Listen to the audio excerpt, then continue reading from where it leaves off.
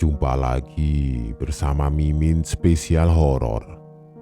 Kali ini Mimin akan membawakan sebuah cerita horor dari akun Twitter @ukmpengamatan berjudul asli Keluarga Korban Pesugihan. Buat kalian penikmat cerita-cerita horor, khususnya yang bertema pesugihan, selamat menyimak. Semoga suka dan terhibur. Oh iya, satu pertanyaan Mimin buat teman-teman. Tema cerita horor apa yang paling kalian suka? Silahkan ditulis di kolom komentar. Siapa tahu Mimin bisa mencarikan lebih banyak lagi ceritanya. Salam horor.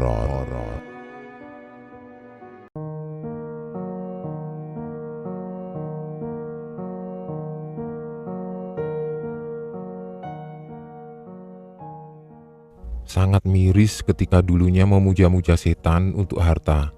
Namun sekarang sukmanya entah kemana karena perjanjian yang tidak bisa ditepati. Begitulah garis besarnya. Ini adalah cerita nyata dari salah seorang teman yang mengenalkanku pada seseorang. Kita panggil saja namanya Michelle. Waktu itu tidak ada niatan untuk bercerita, namun karena biasanya sebuah obrolan lama-kelamaan pasti akan membahas tentang pergaiban, barulah dia bercerita tentang ayah dan ibunya yang mempraktekkan pesugihan. Butuh waktu yang agak lama mendapatkan detail ceritanya, apalagi sampai sekarang hal itu masih menghantui keluarga Michelle. Bahkan di sela-sela waktu bercerita, Michelle selalu meneteskan air mata. Dia sudah benar-benar hilang akal dan tidak menyangka ini semua bisa terjadi kepada keluarga. Kukira cuma di sinetron saja mas kejadian seperti ini. Ternyata aku alami sendiri, katanya dengan mata yang sembab. Ini semua bermula ketika Michelle masih kecil, ketika dua adiknya belum lahir ke dunia. Dulu ayahnya bekerja di sebuah perusahaan besar di Yogyakarta dan ekonomi keluarga bisa dibilang berkecukupan. Hingga suatu waktu, sang ayah dipecat karena difitnah menggelapkan uang oleh teman kantornya. Dari sinilah ekonomi keluarga berubah total. Sang ayah yang kesulitan mencari pekerjaan dan pekerjaan ibunya sebagai asisten rumah tangga tidak bisa mencukupi kebutuhan sehari-hari. Lama-kelamaan, barang-barang berharga satu persatu dijual. Mobil, motor, dan perhiasan dijual hanya untuk kebutuhan sehari-hari, sembari sang ayah yang bekerja serabutan. Michelle yang pada waktu itu baru akan masuk SD berbarengan dengan sang ibu mengandung adik pertamanya. Kebutuhan yang semakin meningkat membuat sang ayah kebingungan mencari nafkah. Akhirnya diputuskan untuk menjual rumah dan mencari yang lebih murah. Namanya rumah, pasti tidak secepat itu terjual. Butuh berbulan-bulan, bahkan bertahun-tahun. Sang ayah tidak kalah bisa nakal. Dia menawari rumahnya ke beberapa orang dan juga ke teman ayahnya dahulu. Sang ayah berkelana ke sana kemari untuk menjual rumahnya, namun di tengah perjalanannya, ketika Michelle masih diselimuti kepolosan. Suatu hari, sekitar jam 11 malam, rumahnya didatangi oleh segerombolan orang. Kalau jumlahnya lupa mas, tapi yang aku ingat ada 2 mobil. Aku itu kebangun karena rame banget rumahku. Ibuku saja bingung, gelas di rumah tidak cukup buat ngasih minum. Begitulah penuturan Michelle saat menceritakan segerombolan orang yang datang ke rumahnya. Menurut penuturan Michelle, orang-orang itu agak aneh karena memakai baju yang sama semua dan pakaian yang dipakai dari atas sampai bawah berwarna hitam. Dan salah satu dari mereka membawa sebuah plastik hitam besar. Michelle sempat bertanya kepada ibunya mereka itu siapa, karena Michelle belum pernah melihat orang-orang itu sama sekali. Usut punya usut, ternyata ibunya juga tidak tahu dengan orang-orang yang datang pada waktu itu. Michelle tidak tahu yang diobrolkan sang ayah dengan segerombolan orang itu karena mereka berkerumun di dekat mobil yang agak jauh dari teras rumahnya. Tidak lama kemudian, sang ayah ikut dengan segerombolan dan pergi entah kemana. Sang ibu sempat bertanya, namun sang ayah hanya terdiam. Bukan 1-2 hari, sang ayah tidak kunjung pulang hingga 7 hari lamanya. Sang ibu yang sedang mengandung kebingungan dan tidak tahu mencari kemana. Apalagi dia tidak mengenal orang-orang yang datang malam itu. Di tengah kebingungan karena sang ayah tidak kunjung datang, tiba-tiba di suatu pagi ketika Michelle berangkat ke sekolah, dikagetkan sang ayah yang sudah ada di teras rumah. Tetapi Michelle melihat ada sesuatu yang berbeda dari ayahnya. Sang ayah yang biasanya terlihat murung kali ini terlihat bahagia. Beda banget pokoknya. Pas itu ayahku sepertinya bahagia sekali, malah nganter aku ke sekolah, padahal biasanya kan tidak pernah sama sekali.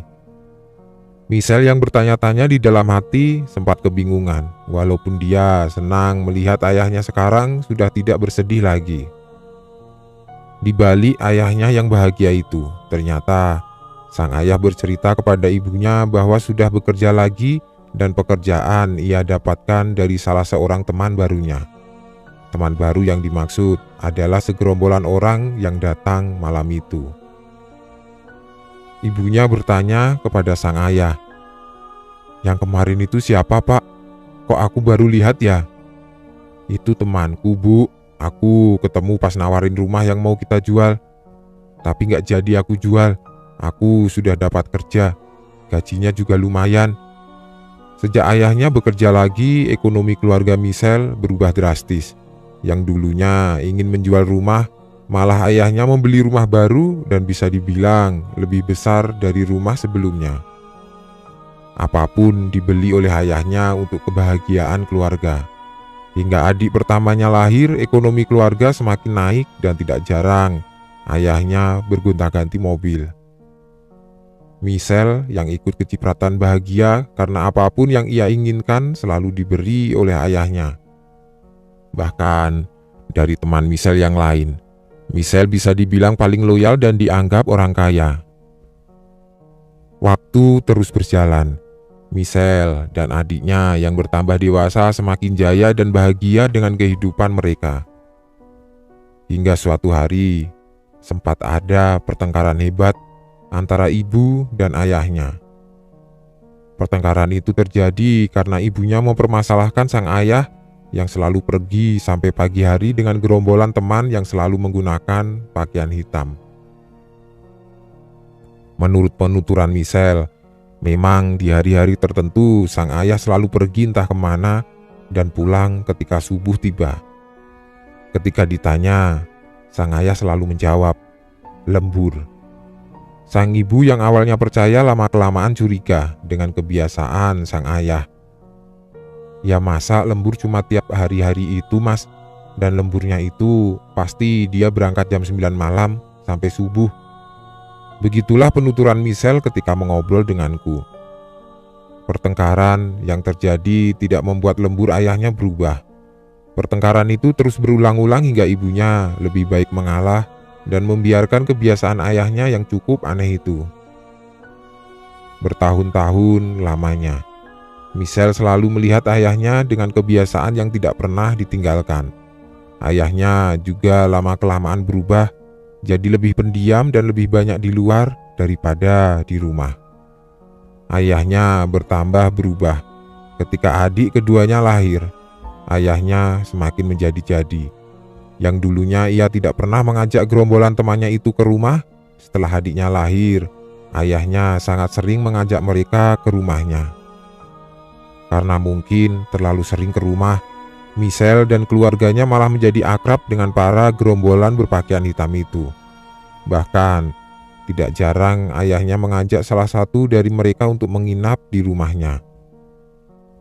Sang ibu yang dulunya kesal dengan kebiasaan ayahnya berubah 360 derajat ketika ibunya tahu bahwa sang ayah pergi lembur dengan para gerombolan itu.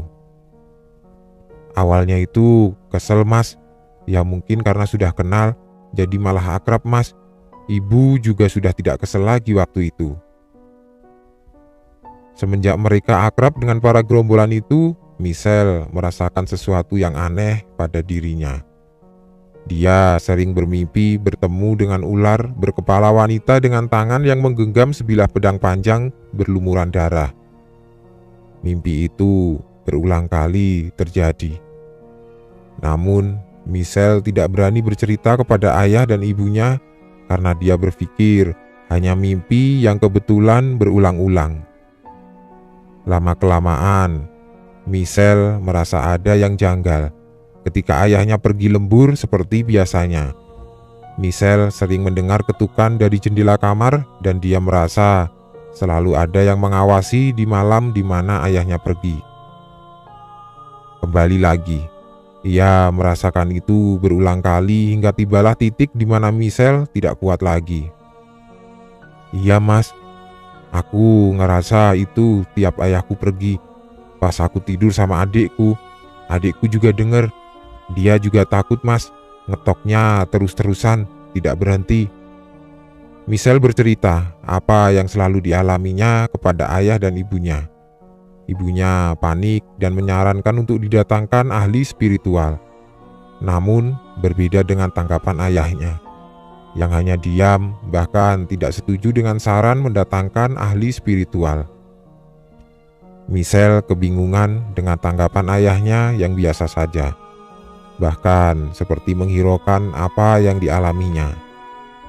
Dia juga melihat raut ibunya yang keheranan ketika melihat tanggapan sang ayah. Sempat terjadi perdebatan, namun sang ayah menang dalam perdebatan itu. Anehnya, sang ayah mengancam tidak akan kembali ke rumah kalau tetap mendatangkan ahli spiritual. Michelle masih merasakan gangguan itu, bahkan berbulan-bulan lamanya.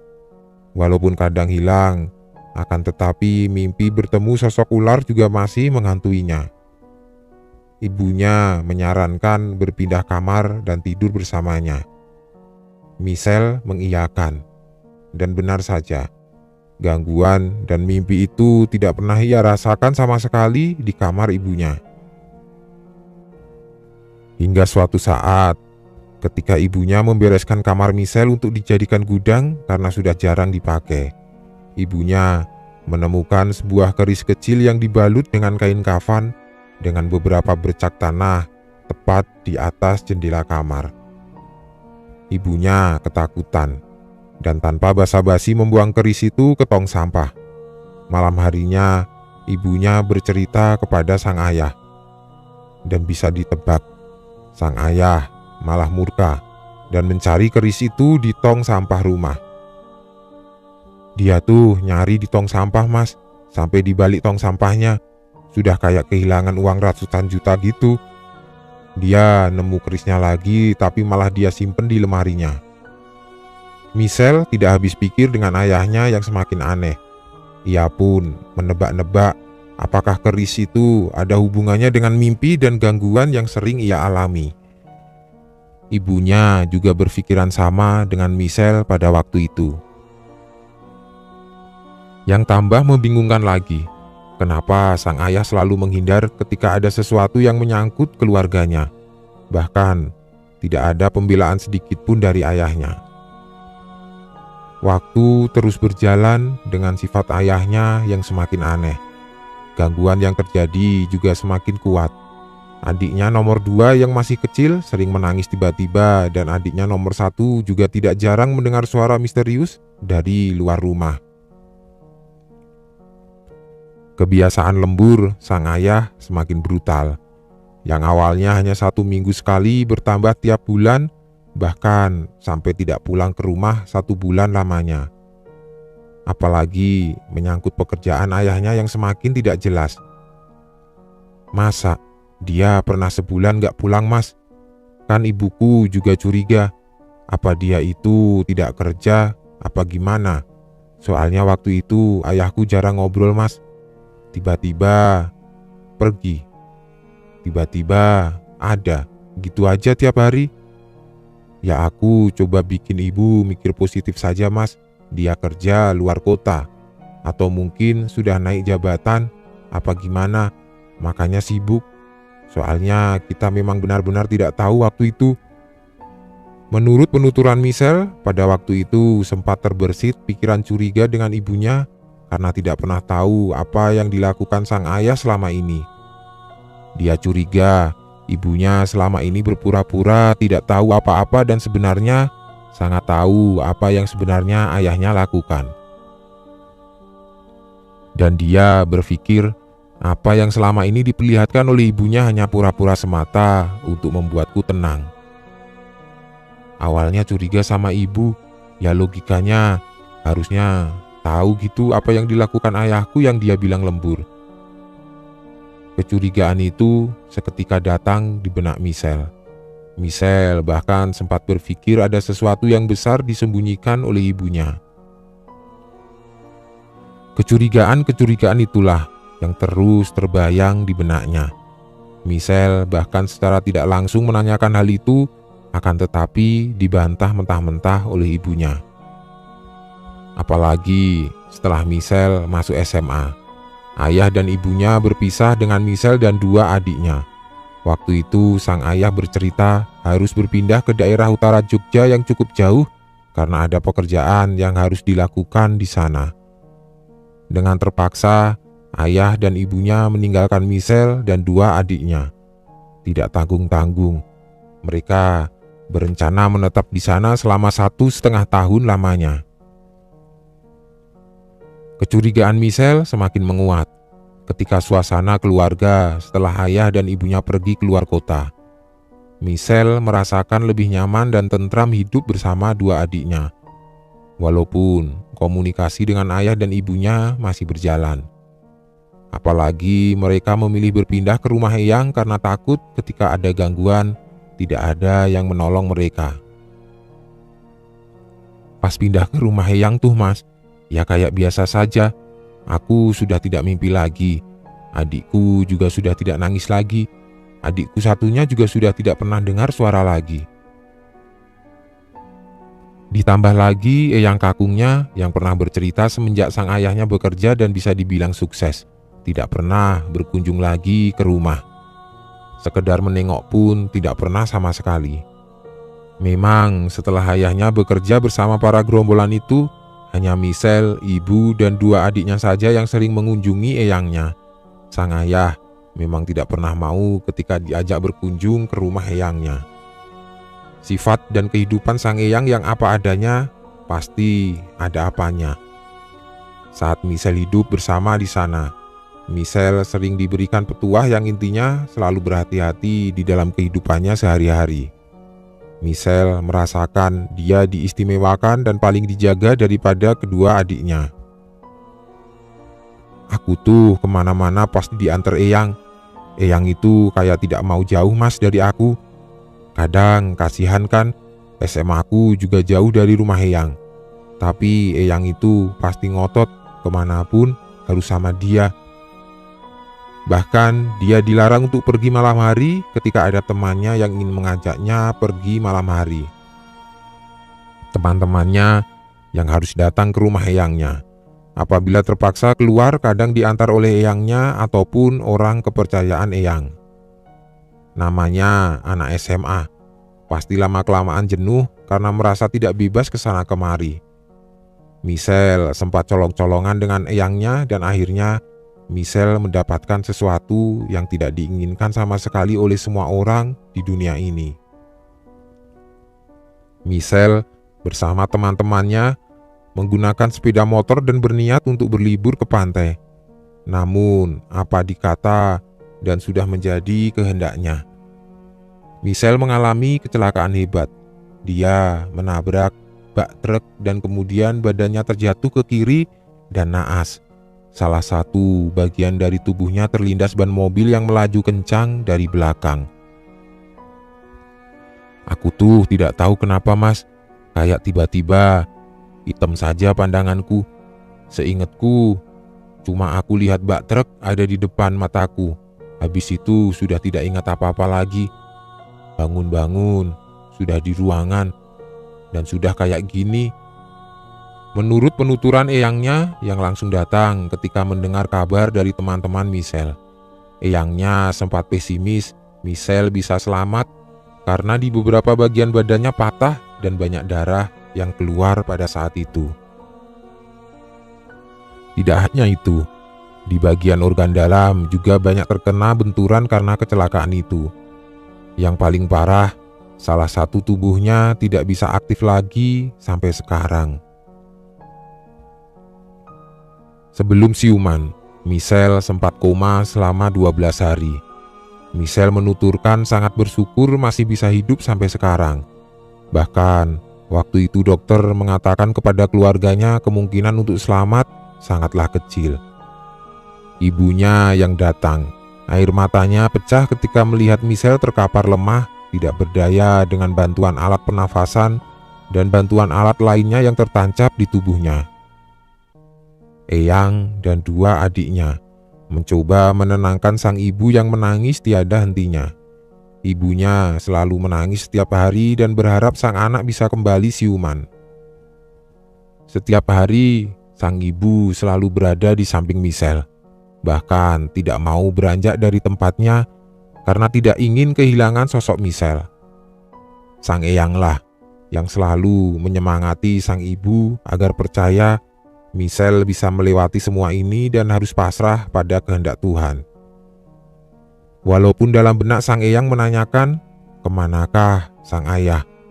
Karena tidak menunjukkan batang hidungnya ketika semua sedang bersedih dan berdoa untuk keselamatan Michelle. Penantian itu pun datang ketika Michelle siuman. Kebahagiaan, rasa haru, dan ketidakpercayaan bercampur aduk mendengar Michelle sudah siuman dari mimpi panjangnya. Akan tetapi, Michelle sempat tidak percaya karena salah satu bagian tubuhnya tidak bisa ia lihat kembali. Dia belum ikhlas dengan apa yang terjadi dengannya. Namun, keluarga yang ada di dekatnya selalu menguatkan dirinya dan selalu mengingatkan agar bersyukur dengan apa yang sudah diberikan, apalagi masih diberi kesempatan untuk melihat keindahan dunia ini. Berjalannya waktu, Michelle berangsur pulih walaupun harus melakukan beberapa terapi untuk menghilangkan trauma dan rasa sakit yang ada di tubuhnya dari bekas operasi yang dilakukan. Ibunya yang selalu menemani Michelle berbanding terbalik dengan sang ayah yang belum pernah ia lihat semenjak dia siuman. Ada sedikit rasa kecewa dan berulang kali ia bertanya kepada ibunya pergi kemana sang ayah. Namun ibu hanya diam dan meneteskan air mata ketika Michelle bertanya keberadaan sang ayah. Sudah, yang penting kamu sembuh dulu. Begitulah ucapan yang selalu ia dengar dari ibunya ketika bertanya keberadaan sang ayah. Ketika Michelle benar-benar sembuh dan sudah bisa beraktivitas seperti biasanya. Terhitung sudah 1,5 tahun lamanya semenjak dia siuman tidak melihat sang ayah. Ibunya yang sudah meninggalkan sang ayah juga tidak mengetahui keberadaan ayahnya. Michelle merasa sudah tidak dianggap sebagai anak oleh ayahnya dan begitu sebaliknya. Bahkan, rasa benci selalu ada di dalam benaknya ketika nama ayahnya terdengar telinga manisnya. Tetapi sebagai seorang anak dan di dalam hati kecilnya masih ingin bertemu dengan ayahnya. Walaupun aku tuh benci, tapi ya kok sebegitunya. Ya masa, dari aku sakit sampai aku belajar jalan tidak pernah sekalipun lihat. Telepon pun tidak sama sekali mas. Begitulah kalimat yang keluar dengan matanya yang menahan air mata. Beriringan dengan Michelle yang masih berharap ayahnya untuk datang. Michelle merasakan ada sesuatu yang berbeda darinya setelah kecelakaan itu. Michelle merasa indera keenamnya seperti terbuka dengan sendiri secara perlahan. Dari awalnya yang hanya merasakan bayangan, lama-kelamaan bayangan itu menjadi bentuk dan berbagai macam bentuk yang menakutkan. Awalnya aku takut, Mas. Bingung juga bisa lihat. Tiba-tiba saja, dan itu seperti tiap hari, nambah-nambah terus. Dulu mah cuma ngerasa ada bayangan, tapi lama-kelamaan jadi seperti upgrade, Mas. Kadang kaget, tapi sudah terbiasa sih sekarang. Michelle yang awalnya sempat takut dengan kemampuannya mencoba untuk mengontrolnya sendiri. Dia ingin bercerita dengan ibunya namun takut akan membuat ibunya panik. Hingga suatu hari sang eyang menemuinya dan betapa kagetnya Michelle mendengar perkataan dari eyangnya. "Untung kamu masih hidup, Le. Maaf ya, Mbah tidak bisa bantu kamu. Mbah juga tidak kuat buat ngelawan ayahmu." Dengan nada bergetar sambil memegang tangan Michelle dengan eratnya. Michelle benar-benar tidak tahu maksud dari perkataan eyangnya itu. Michelle bingung melihat sang eyang yang kemudian menangis dan meminta maaf atas segala sesuatu yang terjadi, bahkan menunduk di hadapannya. Dia yang tidak tega membangkitkan sang eyang dan mencoba menenangkan untuk menjelaskan maksud dari perkataan tadi. Beberapa menit setelahnya, sang eyang yang sudah mulai tenang bercerita bahwa kejadian yang dialami Michelle sebenarnya adalah perbuatan dari ayahnya. Secara tidak langsung, Michelle dijadikan tumbal pesugihan oleh ayahnya sendiri.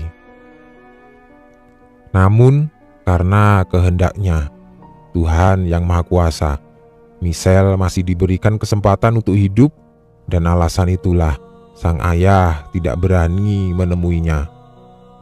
Inilah maksud dari eyangnya selalu menjaganya dan mendapat perlakuan istimewa daripada dua adiknya.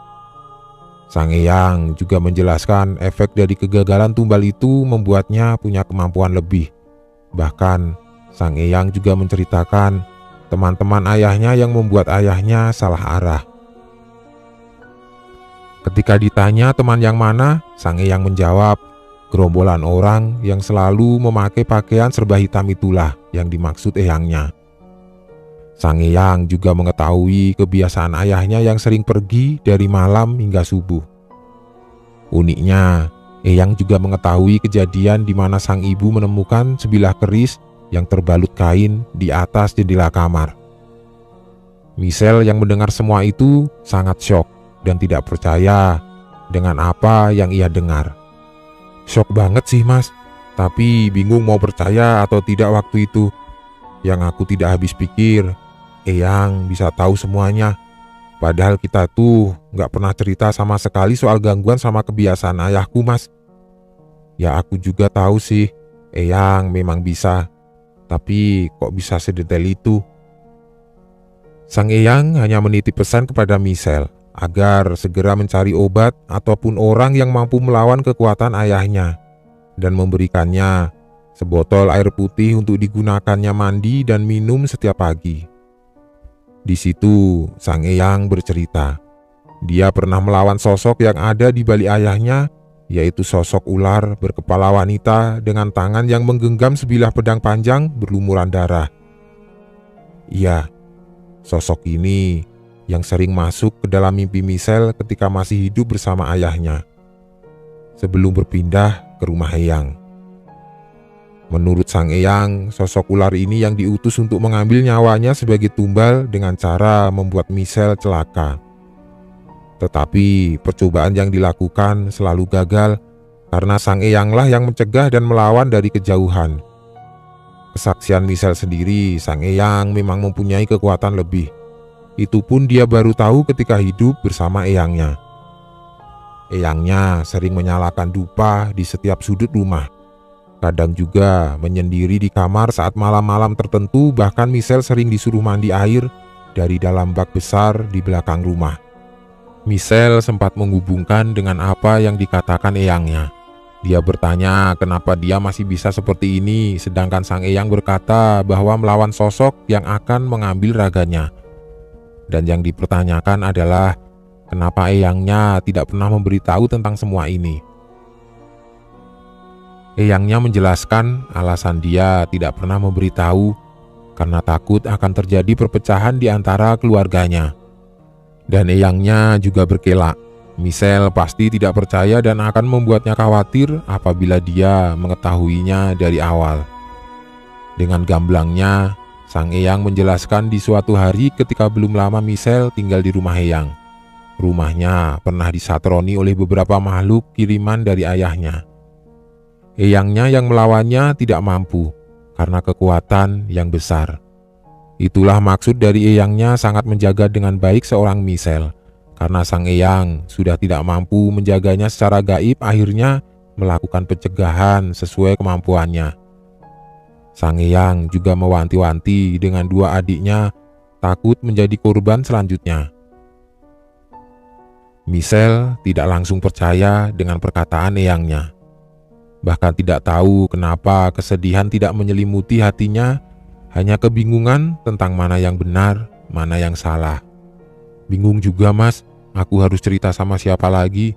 Masa iya sama adikku? Gak mungkin juga. Apalagi sama teman sekolahku? Gak mungkin juga. Ya sudah, cuma ibu yang bisa aku ceritain. Suatu malam ketika ibunya selesai memasak, Michelle memberanikan diri menceritakan apa yang ia dengar kepada ibunya. Michelle bercerita dengan hati-hati karena takut akan membuat ibunya sakit hati. Di saat Michelle bercerita soal hubungan pesugihan dengan para gerombolan berpakaian hitam, ibunya meneteskan air mata dan memeluk Michelle dengan erat. Pas aku cerita soal pesugihan itu, ibuku langsung meluk aku sambil menangis, mas.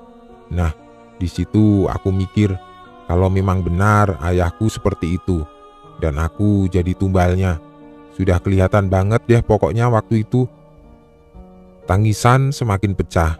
Namun, Michelle mencoba melepaskan pelukan ibunya dan mencoba menghentikan tangisan ibunya untuk menjelaskan semuanya.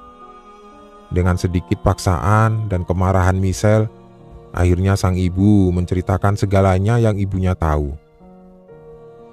Benar saja, ibunya sudah mengetahui apa yang sebenarnya dilakukan ayahnya. Semua terbuka semenjak berpindah ke utara Jogja.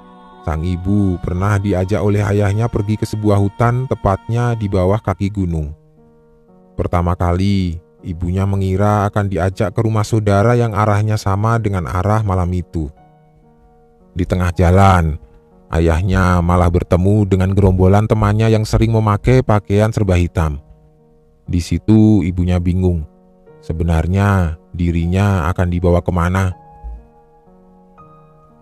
Sampailah di sebuah hutan dan sang ibu diajak berjalan kaki masuk ke dalam hutan bersama para gerombolan itu. Tibalah di sebuah gubuk yang tidak jauh dari situ terdapat sebuah gua. Dengan mata kepalanya sendiri, ibunya melihat ayah dan para gerombolan itu melakukan ritual memutari sebuah benda yang berada di tengah-tengah mereka. Ritual yang mereka lakukan dengan membaca sesuatu secara bersama-sama. Ibunya menunggu sekitar 1 jam. Dan setelah selesai melakukan ritual, ayahnya membawa sebuah bungkusan dan dibawanya pulang. Di perjalanan pulang, sang ibu sempat bertanya apa yang sebenarnya dilakukan di tengah hutan dan apa isi dari bungkusan yang dibawanya. Bukannya dijawab, sang ayah malah marah dengan apa yang ditanyakan kepadanya. Dengan penuh amarah, sang ayah mengelak. Yang dilakukannya hanyalah ritual untuk keselamatan dia dan keluarganya.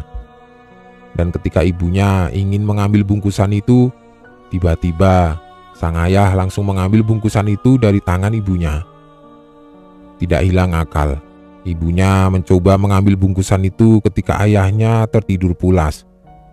Begitu kagetnya, di dalam bungkusan terdapat sebuah bungkusan kain putih panjang dan beberapa bunga di sekitarnya.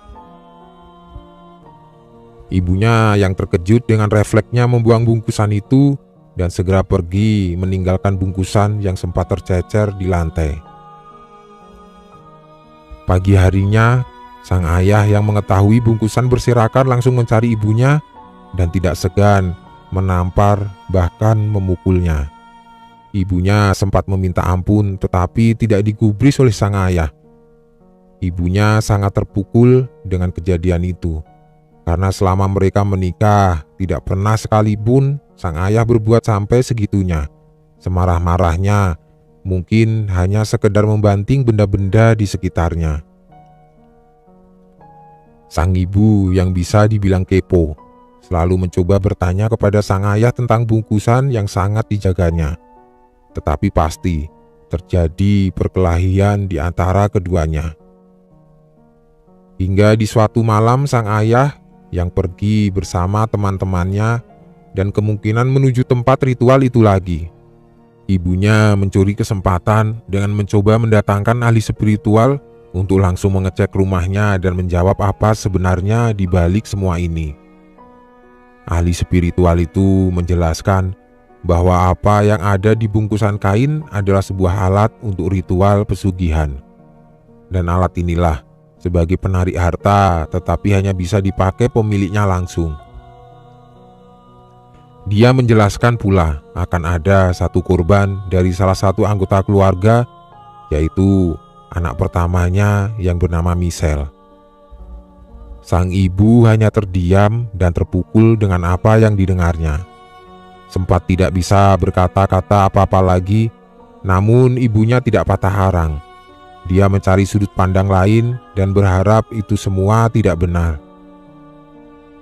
Namun, ketika dia bertemu 3 orang yang berbeda, jawaban ketiga orang itu sama persis dengan orang yang pertama kali ia datangkan ke rumah. Bahkan, salah satu dari mereka mengatakan tumbal tidak bisa dihentikan karena sudah ada perjanjian, apalagi apa yang diinginkan ayahnya sudah diberikan semuanya. Intinya, tinggal menunggu waktu saja. Ibunya terus berusaha untuk melindungi anaknya bagaimanapun caranya. Tidak tanggung-tanggung, ia kembali mencari ahli spiritual di beberapa penjuru, tapi apa daya, kebanyakan dari mereka menyerah ketika mencoba menerawang ataupun melawan kekuatan yang ada di dalam diri ayahnya. Kata ibu sih, kebanyakan sudah menyerah dulu pas ibu cerita detailnya, Mas. Yang didatengin ibu malah kebanyakan nyaranin ke orang lain. Ada juga yang nyoba, tapi katanya ada yang sampai muntah darah. Ibunya sangat takut, sudah tidak bisa berbuat banyak dan hanya bisa berdoa sepanjang waktu. Sempat terbenak dalam pikiran ibunya untuk memberitahu Michelle dan eyangnya. Namun, ibunya takut akan menganggap apa yang dikatakan hanya omong kosong belaka. Bahkan ibunya takut bertemu sang ayah dan selalu mengurung diri di kamar. Berani keluar hanya ketika sang ayah pergi keluar rumah. Di saat ibunya menguatkan mental dan keberaniannya untuk membuka semuanya, namun sudah terlambat ketika ibunya mendapat kabar Michelle mengalami kecelakaan dahsyat. Sang ibu yang mendengar kabar itu bergegas meninggalkan ayahnya yang di malam sebelum Michelle kecelakaan. Dari balik jendela kamar ibunya, melihat sang ayah pergi dengan membawa bungkusan kain itu. Michelle sempat tidak bisa berkata apa-apa mendengar langsung kesaksian ibunya. Air matanya pecah tanpa henti, bahkan membuatnya hampir tidak sadarkan diri. Habis dengar itu, langsung makdek, Mas, aku. Aku sudah tidak bisa ngomong, cuma bisa nangis doang. Kan aku juga sempat curiga sama ibuku sebelumnya. Sudah tidak bisa jelasin lagi. Begitulah kalimat yang keluar dari Michelle dan kembali mengusap air matanya dan coba ditenangkan oleh kawanku kala itu. Setelah Michelle mendengar cerita dari eyang dan ibunya. Walaupun ada kesedihan bagaimana sang ayah sangat tega mengorbankan dirinya hanya karena harta, namun Michelle masih bisa bersyukur karena berkat kuasa Tuhan masih memberi kesempatan untuk hidup. Tetapi Michelle berkata, seperti ada dendam dan tidak pernah mengharapkan bertemu ayahnya lagi. Dia juga masih takut tumbal ini masih ada dan selanjutnya menimpa kedua adiknya. Kalau dendam sih ada mas, aku jelasinnya nggak tahu itu dendam apa gimana. Ya maaf ya mas, aku sudah tidak pengen ayahku hidup lagi. Aku juga sempat mikir buat mau ngebunuh ayahku. Tapi aku mikir lagi, nanti aku malah lebih jahat lagi kalau sampai itu kejadian. Cerita tentang ayah Michelle cepat tersebar ke telinga seluruh kerabatnya, hingga terdengar kedua adiknya. Michelle mengira akan dikucilkan ketika mendengar sang ayah melakukan seperti itu. Namun sebaliknya, seluruh kerabatnya mendukung Michelle dan ingin membantunya. Bahkan fakta-fakta yang selama ini tersimpan terbuka dengan sendirinya. Ternyata sebelum ayahnya melakukan itu sempat mengajak adiknya atau bisa dibilang om dari Michelle untuk ikut bersamanya. Namun omnya tidak mau dan menganggap itu jalan yang salah. Bahkan ia sempat memberi nasihat agar tidak melakukannya dan ternyata dia tidak tahu ayah Michelle menggeluti hal itu sampai terjadi kejadian ini. Seluruh kerabatnya membantu Michelle untuk menemukan ahli yang benar-benar ahli untuk menghilangkan kutukan itu dan membantu ayahnya sadar. Dan waktunya tiba. Michelle dan kerabatnya berhasil menemukan orang yang bisa membantu. Entah kebetulan atau bagaimana, orang ini dulunya juga sempat ikut dalam lingkaran ayahnya, sebuah perkumpulan yang memang bertujuan untuk mencari harta dengan bantuan gaib. Orang ini sempat terjerumus, namun mendapat berkah yang membuatnya bisa keluar dari lingkaran itu. Namun kembali lagi, dia hanya bisa membantu sebisanya dan tidak benar-benar menyembuhkan ayahnya. Karena menurut dia, sukma dari ayahnya sudah tidak terkontrol dan bisa saja sudah dikuasai oleh makhluk lain. Suatu malam, orang ini mengadakan doa bersama dan melakukan sebuah ritual. Saat itu ia dibantu muridnya yang berjumlah 7 orang dan Eyang Michelle juga ikut melakukan ritual tersebut. Tujuan dari ritual ini adalah menyadarkan ayahnya dan mencegah agar makhluk ini tidak bisa menguasai raga ayahnya. Pas itu rame banget mas. Aku lupa tempatnya di mana, tapi aku, keluarga sama saudara-saudaraku dibantu si bapak doa bersama mas. Rame banget kok waktu itu. Aku pun bertanya kepada Michelle di mana posisi ayahnya ketika mereka melakukan doa bersama.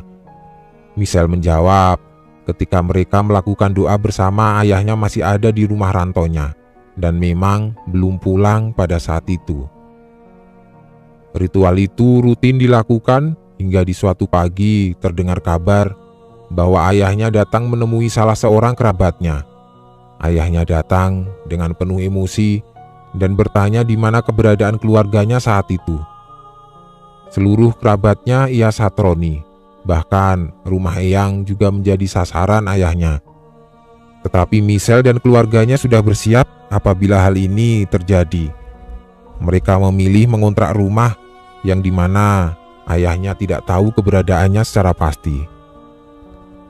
Ayahnya yang juga sangat gigih mencari keberadaan istri dan anaknya, menemukan rumah kontrakan yang pada saat itu hanya ada ibu dan 2 adiknya.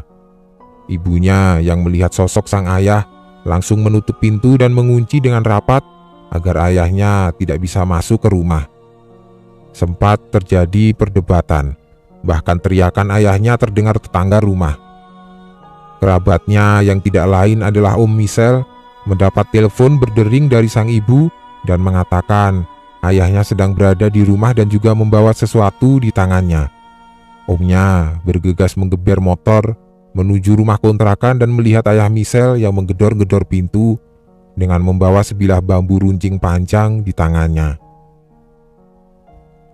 Kata omku pas dia datang, sudah bawa bambu mas. Akhirnya omku juga ambil balok kayu. Tidak pikir panjang, langsung berkelahi di situ. Tapi tidak lama sih, soalnya tetangga ada yang misahin juga mas. Menurut Michelle, omnya sudah di puncak emosi. Bahkan tidak bisa terkontrol lagi saat itu, Setelah dilerai, ayahnya langsung pergi entah kemana dan sempat mengucapkan sebuah kalimat. "Awas, besok mati semua." Semua keluarganya berkoordinasi dan sempat meminta petunjuk si ahli spiritual agar cepat menyelesaikan semuanya. Akhirnya diputuskan untuk adanya perang gaib di antara perguruan ahli spiritual dengan makhluk yang ada di balik ayahnya. Dan perang itu disaksikan oleh seluruh keluarga dan kerabat Michelle.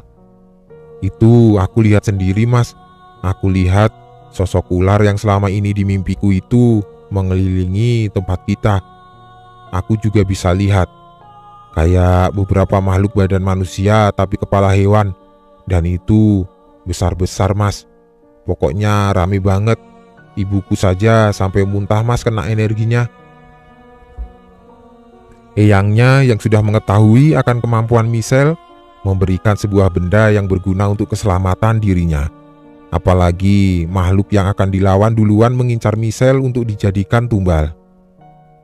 Michelle bercerita, suasana yang dirasakan saat itu sangatlah panas, bahkan membuat telinga dan tengkuknya berat seperti tertekan sesuatu. Sempat terdengar beberapa kali lemparan benda di atas rumah. Beberapa kali jendela bergetar dan pantulan cahaya merah dari arah luar beberapa kali. Bapaknya sempat kelempar, Mas, pas narik sesuatu dari luar. Habis itu anak buahnya juga kelempar. Tapi pas Eyang ikut ke lingkaran, sudah kayak biasa dan sudah pada diam, merem sama posisi sila. Ketika Michelle melihat orang-orang termasuk Eyangnya yang sedang melawan itu, cukup tersentuh hatinya. Michelle merasa masih ada yang mau membantunya walaupun dia bukan siapa-siapa. Bahkan waktu itu Michelle berpikir imbalan apa yang pantas diberikan kepada orang-orang yang membantunya. Mereka bertaruh nyawa, Mas. Aku bingung kenapa mereka kok mau melakukan itu demi aku. Begitulah yang terpikir di benaknya waktu itu. Perang gaib itu berlangsung beberapa jam dan berakhir ketika Eyangnya tersungkur sambil meremas bagian perutnya. Seketika semua membuka mata dan membawa Eyangnya di sebuah tikar terpisah dengan yang lain. Aku kaget, Mas, lihat Eyang. Pas aku deketin, Eyang cuma bilang, "Alhamdulillah, semoga ada efeknya ya, Le." Tapi aku masih bisa lihat yang lain semedi. Bingung sebenarnya sudah selesai atau belum. Tidak lama berselang, salah satu ketua dari perang gaib itu membuka mata dan langsung menghisap rokok sembari meminum segelas kopi hitam yang ada di hadapannya. Suasana hening dan tidak ada satu kata pun keluar dari mulutnya. Michelle dan yang lain saling menatap kebingungan dan tidak ada yang berani bertanya. Tiba-tiba, dia memanjatkan doa ke sebuah botol berisi air putih dan memberikannya kepada Michelle. "Ini buat kamu, ibumu, sama 2 adikmu ya. Itu buat mandi pagi sama sore, untuk 2 bulan ya." Michelle bertanya, apa kegunaan air dan bagaimana hasil dari perang itu. Dijelaskan bahwa air itu berguna untuk pagar keluarganya agar sang ayah takut melihat mereka, terutama Michelle, dan bisa menjadi benteng gaib dari ayahnya apabila masih ingin melakukannya. Dan hasil perangnya bisa dikatakan berhasil, bisa tidak. Dijelaskan bahwa makhluk yang bersekutu dengan ayahnya sangat banyak, karena ayahnya memiliki beberapa ilmu ajian. Beberapa makhluk yang ada sudah dilawan dan tidak akan kembali. Namun, ada satu makhluk yang sekarang 90% menguasai ayahnya dan tinggal menunggu waktu menuju 100%. Makhluk itu adalah ular yang dulunya masuk ke dalam mimpi Michelle. Michelle bertanya kenapa ular itu bisa menguasai ayahnya. Usut punya usut, ular itu menagih janji tumbal yang dijanjikan ayahnya. Tumbal itu adalah Michelle, yang kebetulan ketika sang ayah memulai semua itu, Michelle adalah anak satu-satunya. Namun, Michelle gagal menjadi tumbal karena dia bisa selamat dari kecelakaan dahsyat itu. Maka dari itu, sang ayah harus mencari korban lain agar dia tidak mengorbankan dirinya sendiri. Otomatis, tinggal dua adiknya sebelum makhluk itu 100% menguasainya. Aku langsung lihat dua adikku, Mas. Soalnya mereka juga dengar apa yang dibilang bapaknya. Tapi adikku yang nomor 1 malah bilang kalau dia sudah siap melawan kalau memang bapaknya mau mengincar dia. Saran dari ketua perang mengharuskan Michelle, ibu, dan kedua adiknya untuk berpindah tempat yang jauh dari jangkauan sang ayah. Namun, karena Michelle dan kedua adiknya yang masih bersekolah, diputuskan mereka tinggal di rumah saudara yang pada saat itu baru saja membuat rumah. Mereka tinggal di situ dengan pertimbangan sang ayah benar-benar tidak mengetahui tempat itu. Ternyata itu salah. Berjalannya waktu setelah Michelle dan keluarga kecilnya hidup tanpa seorang ayah, Michelle yang pada saat itu sedang berkuliah mendapat kabar bahwa sang ayah kembali dan menempati rumahnya terdahulu. Sang ayah ternyata sudah beberapa bulan tinggal di sana. Namun menurut penuturan warga, sang ayah jarang keluar rumah. Bahkan kata warga, sang ayah sudah pergi lagi karena rumah yang sudah tidak terawat. Bukan rasa takut yang muncul, namun di dalam benak Michelle ingin bertemu dan ingin langsung menatap sang ayah. Aku tidak takut, Mas, tapi pengen saja lihat ayah, walaupun itu tidak tahu yang terakhir atau bukan. Tapi sempat dilarang sama eyang sama ibu juga. Terjadi perdebatan, hingga diputuskan salah satu kerabatnya yang menemui sang ayah seorang diri. Sesampainya di sana, bukannya keributan yang ada, namun malah kerabatnya terheran-heran ketika melihat rumahnya yang sangat tidak terurus. Banyak sampah berceceran dan banyak sarang laba-laba yang menempel di dinding rumah. Sempat mengetuk rumah, namun tidak ada jawaban sama sekali. Setelah mencoba berkeliling rumah, betapa kagetnya melihat sang ayah yang sedang duduk di sebuah meja di ruang tamu dengan tatapan kosong. Kerabatnya sempat memanggil terus-menerus, namun sang ayah tidak pernah menggubris. Karena khawatir, sang kerabat menelpon Michelle dan yang lain untuk datang menemui sang ayah. Mereka berbondong-bondong datang dan sudah bersiap dengan apa yang akan terjadi nantinya. Kita sudah siap, Mas, waktu itu. Omku saja sudah bawa golok. Siapa tahu ayah tiba-tiba ngamuk seperti dulu. Setibanya di sana, Michelle masih dilarang oleh keluarganya untuk mendekat. Dan yang mendekat pertama kali adalah eyang, ibu, dan kedua adiknya. Ibunya yang memanggil nama sang ayah tidak digubris sama sekali. Ingin memaksa masuk, namun seluruh pintu terkunci rapat. Michelle yang melihat dari kejauhan teringat eyangnya masih membawa kunci karena dulu eyang yang selalu mengurus rumah ketika Michelle tinggal di rumah eyangnya. Sang eyang yang teringat perkataan Michelle mencoba mencari kunci yang selalu ia tinggalkan di ventilasi rumah. Terbukalah pintu rumah, dan betapa kagetnya sang ibu melihat ayahnya yang berpakaian lusuh tidak terawat dengan badan yang tidak segagah dulu. Selangkah demi selangkah, ibunya mencoba mendekat dan memegang pundak ayahnya. Ibunya mencoba terus memanggil-manggil nama ayahnya, namun sang ayah tidak bergeming sama sekali. Ayah cuma diam saja, Mas, tapi aku lihat dari jauh ular itu ngelilit rumah. Eyang juga bilang kayaknya kalau itu sudah bukan ayah. Michelle mencoba berpikir dan membenarkan perkataan ketua perang dahulu, bahwa ayahnya benar-benar dikuasai oleh makhluk gaib yang bersekutu dengannya. Ibunya seketika duduk terdiam sambil menatap keadaan sang ayah. Tidak lama, tangisan itu pecah seketika. Kedua adiknya mencoba memeluk dan menenangkan ibunya. Michelle yang sudah tidak tahan mencoba mendekat. Dan beberapa langkah sebelum ia melihat sang ayah, tiba-tiba ayahnya bergeming dari posisinya. Dia lihat aku kayak lihat setan, Mas. Dia juga ngusir aku, kayak takut lah. Ayahku juga nangis pas aku mau deketin. Sang eyang segera menahan Michelle, karena takut ada reaksi lain ketika Michelle benar ada di dekat sang ayah. Michelle menolak dan ingin mencoba berbicara dengan ayahnya. "Kenapa sih ya? Kok seperti ini? Ayah kok tega sama Michelle?" Begitulah perkataan Michelle ketika ia benar-benar berhadapan dengan ayahnya yang masih dan bergetar penuh ketakutan menatap Michelle. "Sudah nggak bisa sedih lagi, Mas. Nangis juga sudah tidak bisa. Di jalan saja aku sempat pengen ngebunuh ayah. Tapi pas aku lihat ibu nangis kayak gitu, niatanku hilang, Mas." Setelah pertemuan itu, ibunya menginginkan sang ayah untuk dibawa pulang, karena berhubung keadaan sekarang yang memprihatinkan.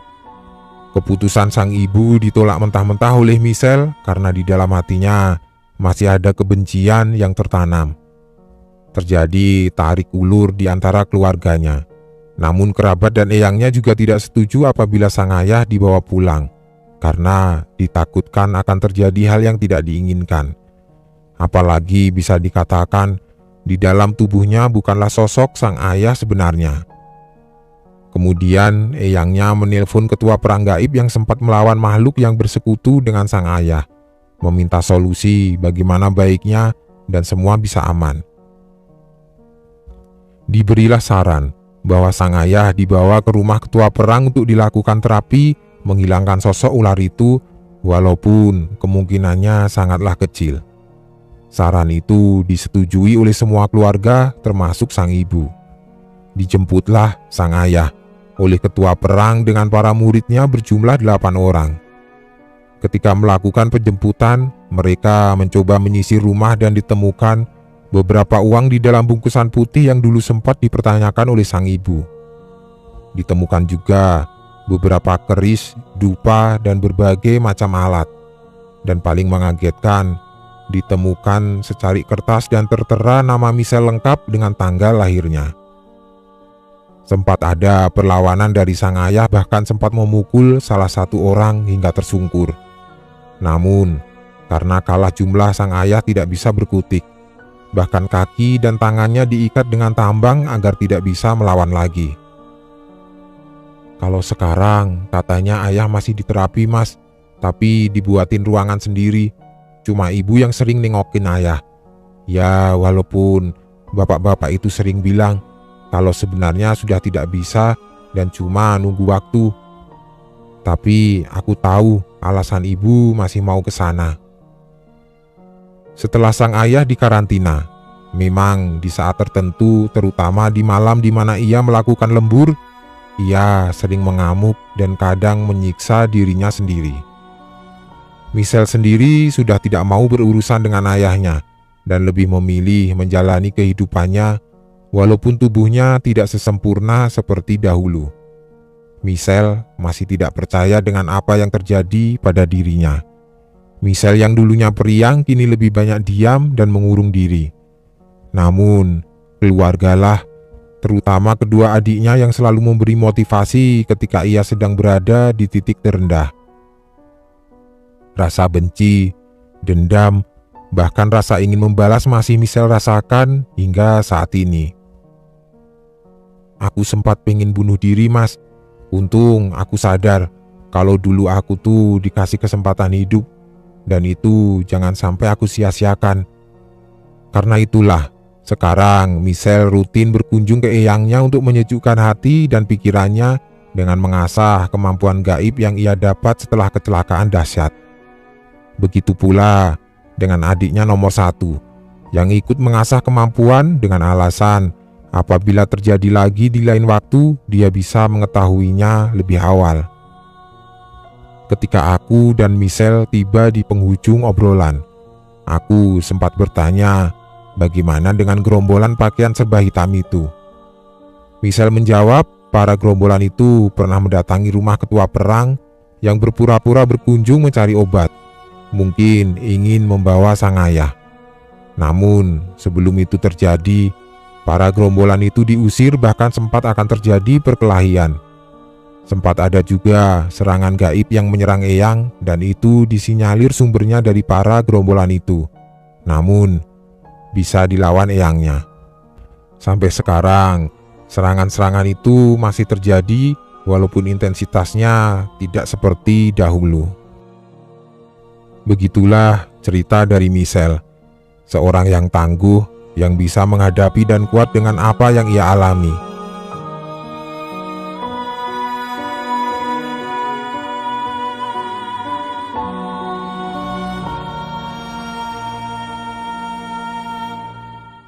Ketika cerita keluarga Michelle kita angkat, aku tidak menduga reaksi dari warga Twitter melebihi ekspektasi. Sebelum cerita ini aku up, Michelle, ibu, dan beberapa keluarganya yang terlibat sudah menyetujui tentang adanya cerita dalam kemasan berjudul Keluarga Korban Pesugihan. Ketika cerita itu rame diperbincangkan khalayak rame, malam itu Michelle menelpon dan tidak menyangka cerita yang ia alami mendapatkan respon positif. Michelle yang sempat membaca beberapa komentar membuatnya tidak bisa menahan air mata. Bahkan, dia merasakan kesedihan yang amat dalam ketika membaca pengalaman hidupnya sendiri. Sekitar bulan Mei, aku bertemu dengan Michelle dan menceritakan keadaan sang ayah. Memang setelah kedok sang ayah terbongkar, Michelle sudah tidak bertemu lagi dengan ayahnya. Di situ Michelle bercerita tentang sang ayah yang masih berada di rumah ketua perang gaib yang dulunya sempat bertarung dengan makhluk gaib yang bersekutu dengan ayahnya. Keadaan sang ayah semakin memburuk setiap harinya. Tubuhnya semakin kurus dan tulang yang semakin terlihat di seluruh badan. Sang ayah juga sering mengamuk dengan menghancurkan apapun yang ada di dekatnya. Tidak jarang sang ayah juga sering mengucapkan kalimat dalam bahasa Jawa kuno yang disinyalir sebagai mantra ketika ia melakukan ritual dahulu kala. Sang ibu yang masih menjenguk sang ayah menuturkan jika sang ayah sudah tidak lagi mengenalnya. Sang ayah bahkan sudah tidak bisa berkomunikasi lagi seperti manusia biasa. Lebih banyak diam dan hanya tatapan kosong yang dilihat sang ibu ketika bertemu dengan sang ayah. Memang ketua perang sudah pernah berkata kepada Michelle dan sang ibu sudah tidak bisa untuk menolong sang ayah. Bahkan ketua perang pernah berkata, kemungkinan untuk sembuh hanya 20%, karena beberapa metode penyembuhan yang sudah dilakukan tidak menunjukkan hasil yang signifikan. Bahkan, ketua perang sempat mengajak ayah Michelle ke beberapa orang untuk mengobati. Namun kebanyakan dari mereka menyerah karena kesusahan untuk menyerang sosok yang menguasai sang ayah. Kan kemarin mau dibawa pulang, soalnya sudah nyerah mas. Tapi kita bingung mau gimana, soalnya takut kalau serumah. Ya akhirnya tetap di rumah bapak yang ngobati ayah kemarin. Begitulah penjelasan Michelle ketika sang ayah sempat ingin dikembalikan ke rumahnya. Memang Michelle dan ibunya kebingungan dengan apa yang mereka hadapi. Apalagi dari kedua adiknya yang sudah menghiraukan bahkan bisa dianggap melupakan sang ayah. Ditambah dari eyangnya yang selalu berkata untuk melupakan dan tidak usah berurusan lagi dengan sang ayah. Dan usut punya usut. Selama ini sang ibu selalu menjenguk sang ayah tanpa sepengetahuan eyangnya. Karena apabila eyangnya tahu, pasti akan terjadi perdebatan yang sangat hebat. Serba salah memang. Michelle merasa dirinya berada di titik entah berada di pihak mana. Sebenarnya, dia sangat benci bahkan muak dengan sang ayah yang telah membuatnya seperti ini. Namun, di sisi lain, dia selalu melihat ibunya yang gusar setiap malam dan Michelle tahu apa yang ada di benak sang ibu. Sang ibu masih optimis bahwa ayahnya masih bisa sembuh dan hilang dari gangguan sosok yang ada di tubuhnya. Sebagai seorang anak pertama, Michelle harus menahan egonya dan harus mementingkan keluarga yang masih membutuhkan sosok seorang ayah. Apalagi kedua adiknya yang memang masih kecil dan menurut Michelle masih membutuhkan sosok seorang ayah. walaupun kebencian terhadap ayahnya juga sudah tertanam di kedua adiknya. Bahkan tanpa sepengetahuan ibu dan yang lain, Michelle diam-diam datang ke psikolog hanya semata-mata ingin mendengarkan keluhan dan teman curhat yang benar-benar mengerti keadaannya. Aku tuh sebenarnya bingung mas, mau kemana, terus mau ngapain. Tapi aku juga penasaran sama ayah. Di balik semua itu, Michelle sebenarnya masih penasaran apakah sang ayah masih bisa sembuh dan benar-benar hilang dari ikatan gaib yang menjadi efek dari semua yang dilakukan sang ayah. Di sela-sela waktunya, Michelle ternyata beberapa kali bertemu dengan ahli spiritual dan bercerita tentang apa yang dia alami dan keluarganya. Namun, hasilnya nihil. Kebanyakan dari mereka menolak untuk membantu, bahkan salah satu dari mereka langsung menolak ketika Michelle menyebut nama dari sang ayah. Kayaknya Jogja sudah tak kelilingin deh mas, tapi ya sama saja, kayak nggak ada efek. Aku juga pernah janjian di Pekalongan, ketemu orang yang katanya bisa. Dari beberapa teman dekat Michelle yang memang akhirnya tahu dan mengerti dengan keadaan Michelle juga membantu, sesuai dengan kemampuan mereka dengan mencarikan ahli spiritual. Tetapi, tetap saja, jarang ada yang mau dan bahkan malah ada yang meminta mahar tinggi atau dengan kata lain hanya ingin memanfaatkan Michelle semata. Ternyata apa yang dirasakan Michelle sangatlah berkebalikan. Di mana awalnya dia sangat membenci sang ayah, namun setelah sang ayah jauh dari keluarganya, dia merasa kehilangan sosok ayah. Dalam segi ekonomi, untuk menghidupi keluarga sekarang Michelle hanya bergantung kepada sang ibu yang bekerja di sebuah pabrik dan tidak jarang dibantu oleh beberapa saudara, terutama sang eyang yang sekarang membiayai Michelle kuliah. Michelle pun membantu ibunya dengan bekerja menjadi penjaga toko busana di daerah Gejayan, walaupun tidak direstui oleh sang ibu. Sang ibu berdalih Michelle belum benar-benar sembuh dari trauma dan tidak tega dia bekerja dengan kekurangan yang ada di tubuhnya saat ini. Ibu takut mas, aku direndahin orang. Tapi ya bagaimana lagi, aku sudah tidak mikir sampai situ. Aku mikirnya yang penting aku dapat uang buat bantu ibu. Adikku kan juga butuh uang buat jajan mas. Segala cara sudah Michelle lakukan dengan berkeliling dan bertemu dengan beberapa ahli spiritual. Sebenarnya Michelle hanya ingin memastikan sang ayah masih bisa benar-benar sembuh dari ikatan gaib, atau hanya tinggal menunggu waktu saja.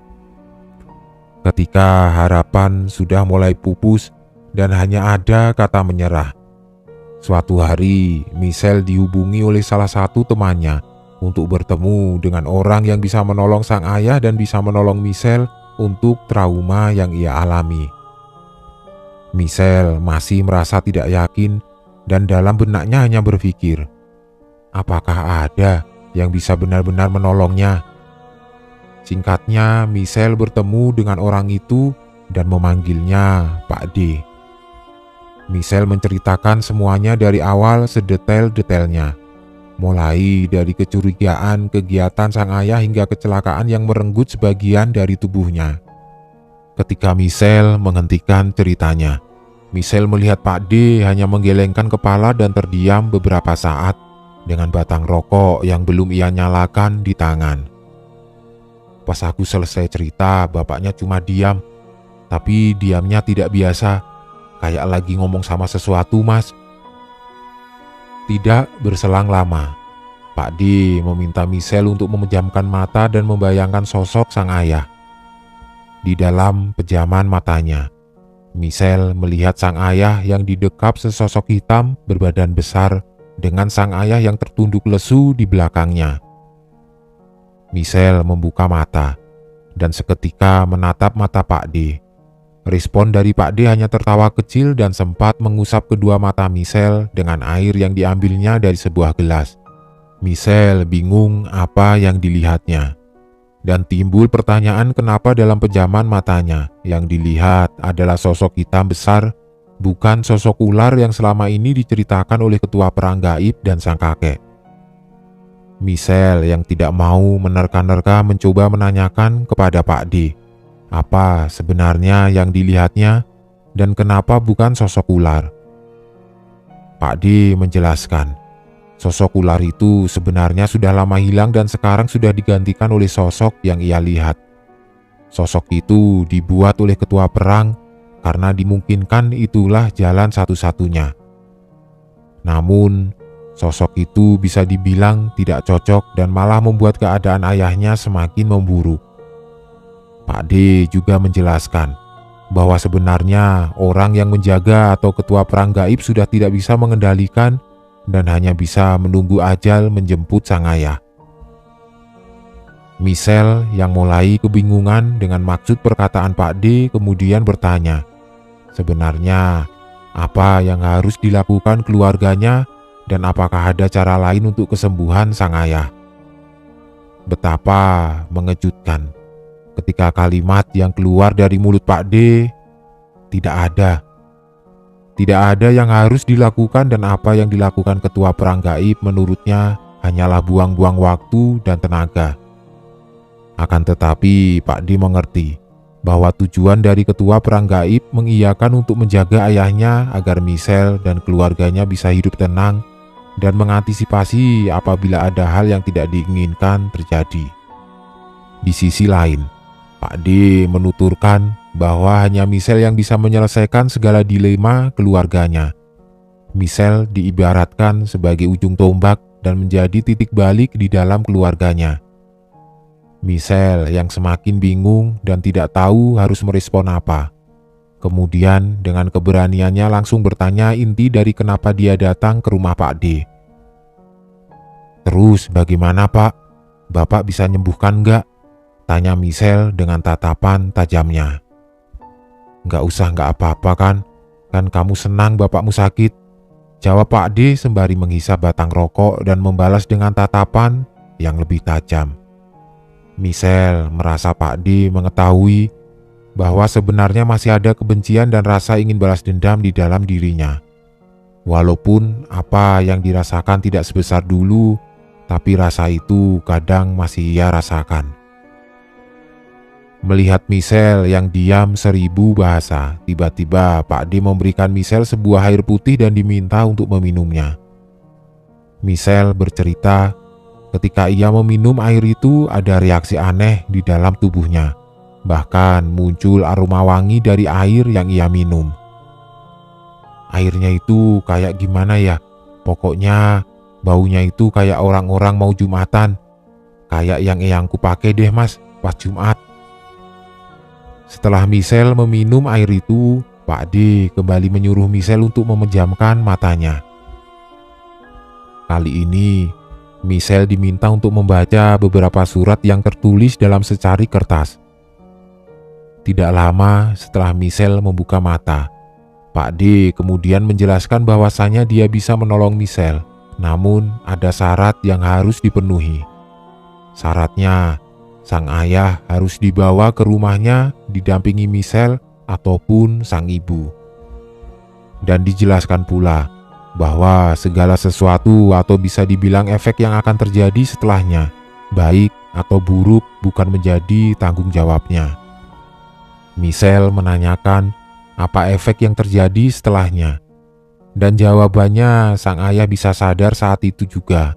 Tetapi ada dua kemungkinan, yaitu sadar dalam keadaan gila ataupun tiba-tiba sakit keras. Memang itu bukan sebuah pilihan yang diinginkan. Akan tetapi jika memang itu pilihannya, apa mau dikata atau dikata mau apa. Michelle tidak bisa memutuskan saat itu juga dan berdalih harus berdiskusi dengan sang ibu. Pak D menyerahkan segalanya kepada Michelle dan siap menerima kapanpun kunjungan Michelle bersama dengan sang ayah.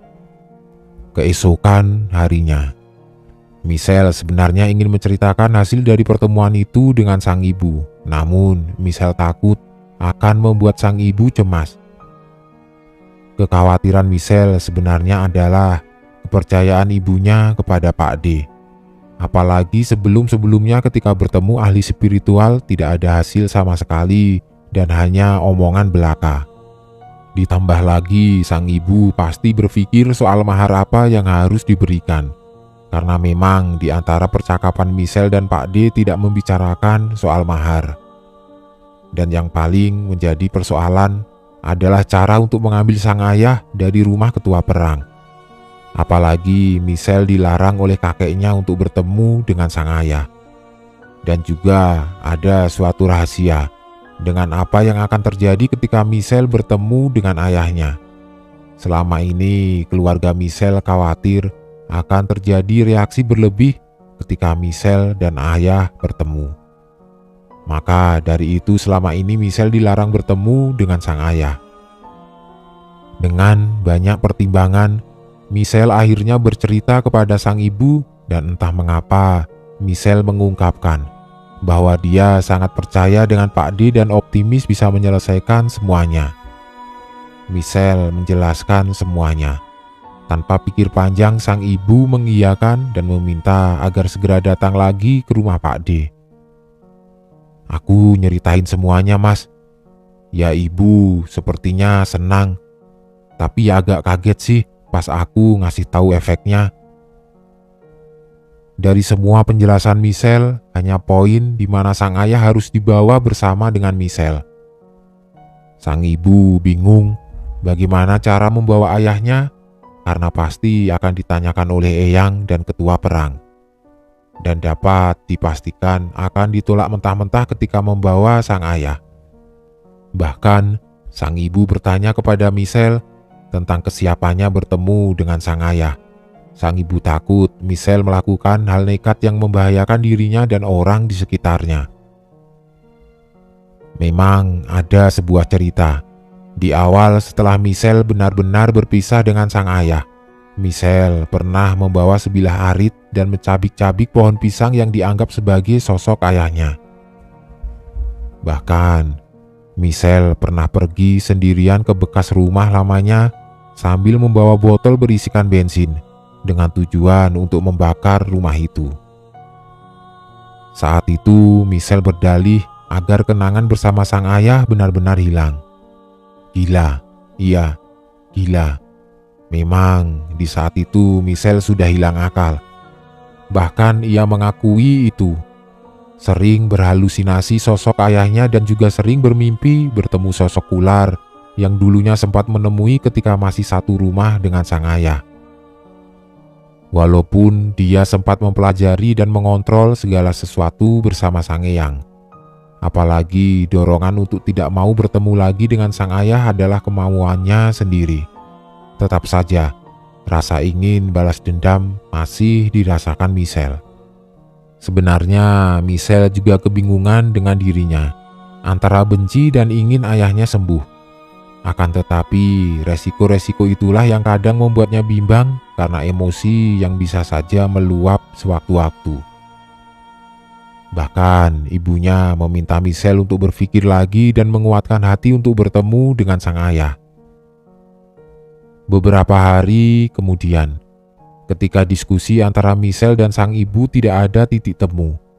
Entah mengetahui dari mana, tiba-tiba sang eyang datang ke rumah Michelle dan tiba-tiba langsung menanyakan kapan akan bertemu dengan orang yang Michelle temui, yaitu Pak D. Michelle dan ibunya kebingungan bagaimana sang eyang bisa mengetahui informasi jika Michelle bertemu dengan Pak D. Siapa yang gak bingung coba, Mas? Dia itu tiba-tiba datang terus langsung bilang kayak gitu. Usut punya usut. Setelah Michelle bertemu dengan Pak D, 2 hari setelahnya salah satu orang kepercayaan sang eyang juga mendatangi Pak D untuk obat ayah Michelle. Ternyata sang eyang yang selama ini melarang Michelle bertemu dan membenci ayahnya, diam-diam membantu Michelle untuk menyembuhkan sang ayah. Sang eyang menuturkan bahwa dia tidak tega melihat Michelle berkeliling mencari obat untuk ayahnya. Apalagi melihat sang ibu yang selalu secara diam-diam bertemu dengan sang ayah. Di sisi lain, ketua perang pernah bertemu dengan sang eyang dan menyatakan bahwa sudah tidak mampu lagi untuk mengurus ayah Michelle. Walaupun diberi biaya, akan tetapi dengan kondisi ayah Michelle yang semakin memprihatinkan, dia merasa tidak bisa mengemban amanah yang sudah diberikan. Dari situlah sang eyang mulai mencari bantuan lain dan cara-cara lain agar semua yang menjadi beban Michelle dan keluarganya cepat terselesaikan. Dan yang terpenting adalah kesembuhan sang ayah. Setelah penjelasan panjang dari sang eyang dan juga penjelasan Michelle tentang syarat dan efek yang disyaratkan, di saat hari itu juga diputuskan hari di mana membawa sang ayah ke rumah Pak D. Beberapa hari berselang, Michelle bersama sang ibu dan eyangnya menjemput sang ayah di rumah ketua perang. Ketua perang yang sebelumnya sudah mendengar dari sang eyang ternyata sudah mempersiapkan semuanya. Sang ayah sudah dimasukkan ke dalam sebuah mobil terpisah dan dijauhkan dari pandangan Michelle. Berjaga-jaga akan ada kontak batin yang terjadi ketika Michelle melihat sang ayah.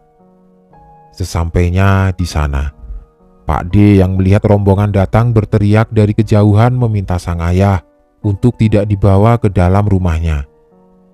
Sang eyang, ketua perang, dan Pak D kemudian melakukan diskusi terpisah.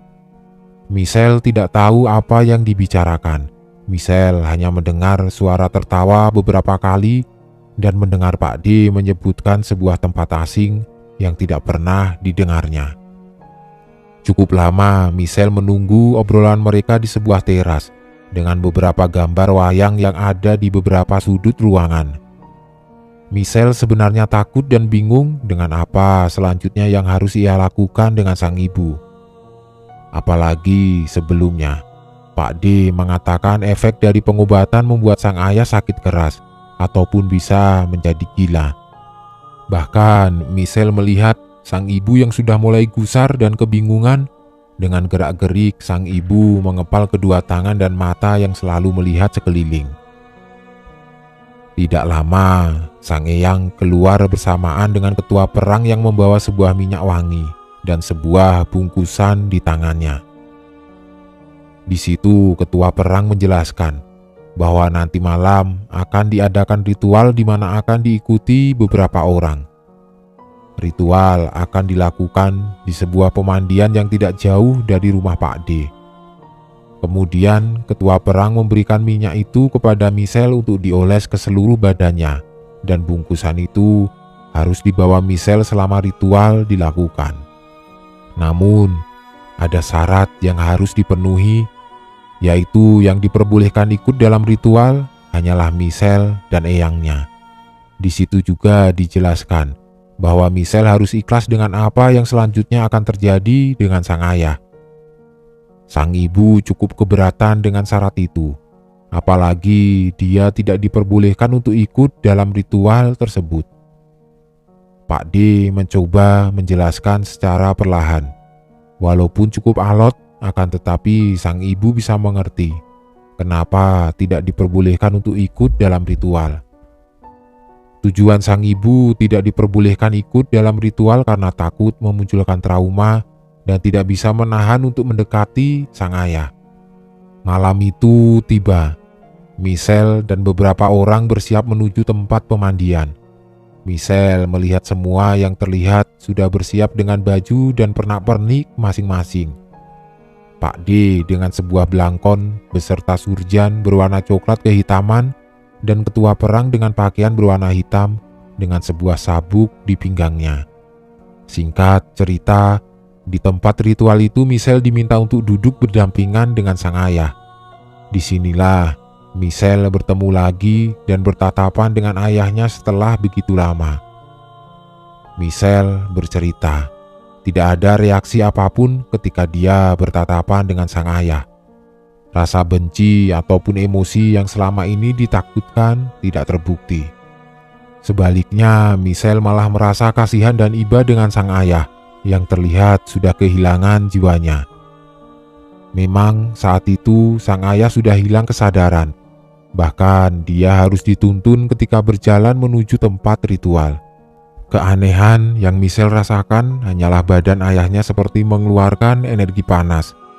Energi panas itu semakin bertambah ketika beberapa orang sudah melakukan doa dan gerakan-gerakan yang Michelle tidak tahu apa maksud dari gerakan itu.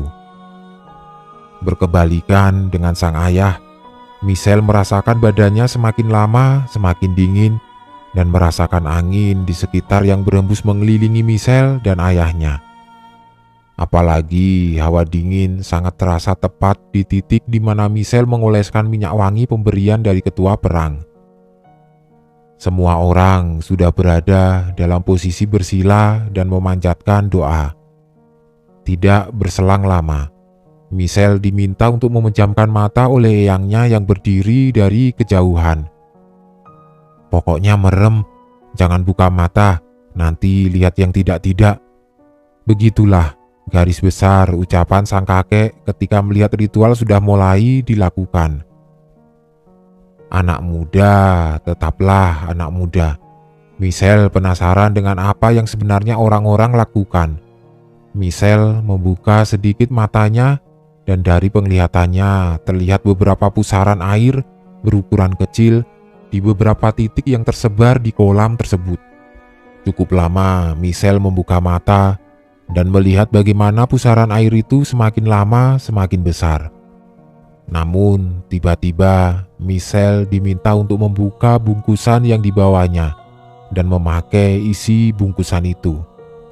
Ternyata isi bungkusan yang Michelle terima dari ketua perang adalah sebuah jarik 4 lapis dengan beberapa bunga berwarna putih dan merah. Di situ Michelle diminta untuk menutupi kepalanya dengan jarik tersebut. Beberapa menit kemudian, dari balik jarik itu Michelle merasakan sang ayah yang ditidurkan dan terdengar suara. Itu mata bapaknya ditutup. Entah apa maksud perkataan itu. Dari balik jarik itu Michelle tidak bisa melihat apapun dan hanya bisa merasakan sang ayah sudah berbaring di sampingnya. Disinilah keanehan mulai muncul. Seperti bermain PUBG dan turun di Pochinki, Michelle merasakan adanya lalu lalang orang yang menabrak badannya. Michelle juga merasa dia dan ayahnya seperti diawasi dari semua sudut. Bahkan, dia mendengar suara-suara binatang silih berganti. Michelle masih mencoba tenang dengan apa yang terjadi karena tahu itu adalah sebuah resiko. Namun, kemampuan setiap manusia ada batasnya. Puncaknya adalah ketika badannya seperti dikelilingi ular besar. Suara derikan ular jelas terdengar. Apalagi gesekan badan ular dengan tanah juga Michelle dengar dari balik jarik itu. Kemudian disusul dengan suara ayunan gayung air dari dalam kolam. Ketika air pertama disiram ke tubuhnya, Michelle merasakan menggigil hebat. Bahkan tangannya bergetar sangat cepat. Pada siraman kedua disinilah awal Michelle tidak ingat dengan apa yang terjadi selanjutnya. Menurut cerita eyang, setelah siraman kedua Michelle tidak sadarkan diri bersamaan dengan sang ayah yang mengamuk dan memohon ampun ketika disiram air dari kolam itu. Aku bangun-bangun sudah di rumah Pak D, Mas. Nah, terus aku dikasih tahu kalau ayah di rumah sakit. Memang saat itu Michelle tidak tahu apa yang terjadi setelah dia tidak sadarkan diri. Bahkan sang eyang tidak mau menceritakan secara detail apa yang sebenarnya terjadi. Michelle hanya diberitahu jika ayahnya mengamuk dan memohon ampun ketika disiram air. Bahkan ketika Michelle mencoba bertanya kepada Pak D, dia hanya tersenyum dan menjawab, "Yang penting selesai kan?" Namun, ada secuil cerita dari sang ibu bahwa setelah Michelle pingsan, ada pertarungan antara Pak D dengan salah satu sosok terbesar dari sebuah gerombolan yang dulunya diikuti oleh sang ayah, yaitu gerombolan serba hitam. Sosok inilah yang sebenarnya menjadi penghambat dari segala obat dan segala usaha yang dilakukan. Apalagi sosok ini disinyalir masih dikendalikan oleh para gerombolan serba hitam itu. Bagaimana nasib sang ayah? Setelah ritual itu dilakukan, Michelle dibawa ke rumah Pak D, sedangkan sang ayah dilarikan ke rumah sakit. Entah apa yang mendasari sang ayah dibawa ke rumah sakit, yang jelas sang ayah dirawat lebih dari 15 hari lamanya. Bisa dibilang, Michelle bersyukur karena metode yang dilakukan Pak D berhasil. Lebih dari 15 hari, sang ayah tidak sadarkan diri. Sang ibu beserta dua adiknya yang selalu menunggu ayahnya terkejut ketika mendapati sang ayah siuman. Perkataan pertama yang terlontar dari mulut sang ayah, "Bu, aku kok di rumah sakit? Kok anakku sudah besar?" Sang ibu yang mendengar perkataan itu seketika memeluk erat sang ayah. Tangisan seketika pecah beriringan dengan dua adiknya yang mencoba memeluk sang ayah. Bisa dikatakan bahwa sang ayah sebenarnya sudah lama tidak berada di tubuhnya. Sukmanya entah kemana dan dikuasai oleh makhluk lain. Keanehan lain adalah ketika seluruh keluarganya beserta Michelle, di mana ini pertama kalinya Michelle menemui sang ayah setelah ritual dilakukan di rumah Eyang. Di situ dijelaskan kejadian secara runtut dari awal sang ayah mengamuk mencari Michelle hingga sang ayah siuman di rumah sakit. Ternyata sang ayah sudah lupa dengan semua yang pernah dilakukan. Bahkan sang ayah tidak tahu menahu jika Michelle pernah mengalami kecelakaan hebat yang merenggut salah satu bagian tubuhnya. Michelle yang melihat sang ayah seketika meluapkan emosi yang selama ini ia pendam. Cacian, penyesalan, dan rasa ingin balas dendam terucap dari mulutnya. Tidak berbeda jauh dengan sang ibu yang meluapkan penyesalannya harus berjuang selama ini hanya untuk kesembuhan sang ayah. Suasana bertambah memanas ketika sang ayah yang membalas dengan menampar sang ibu di hadapan semua orang. Sang Eyang mencoba melerai dan dengan tegas mengusir sang ayah dari rumahnya. Sang ayah kemudian bergegas pergi, dan hasilnya hanya tangisan dari Michelle dan sang ibu. Michelle bingung, kenapa malah menjadi bertambah rumit. Michelle bahkan menemui Pak D untuk menanyakan kenapa respon sang ayah yang di luar ekspektasinya. Pak D kemudian menjelaskan bahwa sedari awal yang bisa menyelesaikan semua adalah Michelle seorang. Semua yang dilakukannya hanyalah bantuan dengan bidang yang bisa ia lakukan. Selebihnya adalah keluarga. Michelle berusaha membujuk sang ayah untuk kembali hidup bersama, namun selalu ditolak oleh sang ayah. Bahkan sang ibu sering mengalami kekerasan ketika mencoba bertemu dan membujuk sang ayah, seolah-olah tidak terima dengan apa yang dituduhkan kepadanya. Dan saat ini, sang ayah sudah pergi meninggalkan Michelle, sang ibu, dan kedua adiknya ke kota asal. Rumah lama Michelle bahkan dijual untuk kepentingan usaha yang dirintis di sana.